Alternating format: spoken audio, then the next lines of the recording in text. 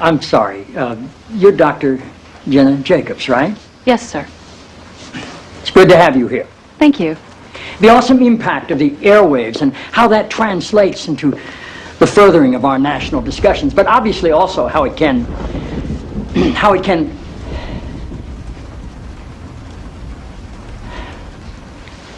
forgive me, Dr. Jacobs.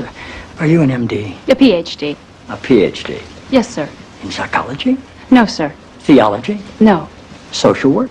I have a PhD in English literature. I'm asking because on your show people call in for advice and you go by the name Dr. Jacobs on your show, and I didn't know if maybe your listeners were confused by that and assumed you had advanced training in psychology, theology, or healthcare. I don't believe they are confused, no, sir. Good.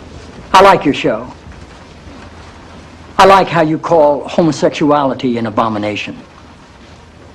I don't say homosexuality is an abomination, Mr. President. The Bible does. Yes, it does. Leviticus 18:22. chapter and verse. I wanted to ask you a couple of questions while I had you here. I'm interested in selling my youngest daughter into slavery as sanctioned in Exodus 21:7. She's a Georgetown sophomore, speaks fluent Italian, always cleared the table when it was her turn. What would a good price for her be? While thinking about that, can I ask another? My chief of staff, Leo McGarry, insists on working on the Sabbath. Exodus 35:2 clearly says he should be put to death. Am I morally obligated to kill him myself, or is it okay to call the police? Here's one that's really important, because we've got a lot of sports fans in this town. Touching the skin of a dead pig makes one unclean, Leviticus 11:7. If they promise to wear gloves, can the Washington Redskins still play football? Can Notre Dame? Can West Point? Does the whole town really have to be together to stone my brother John for planting different crops side by side? Can I burn my mother in a small family gathering for wearing garments made from two different threads? Think about those questions, would you? One last thing.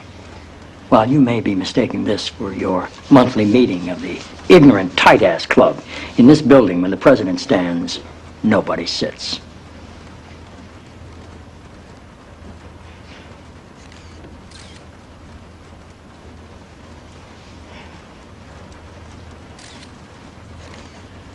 Toby. Yes, Mr. President. That's how I beat him.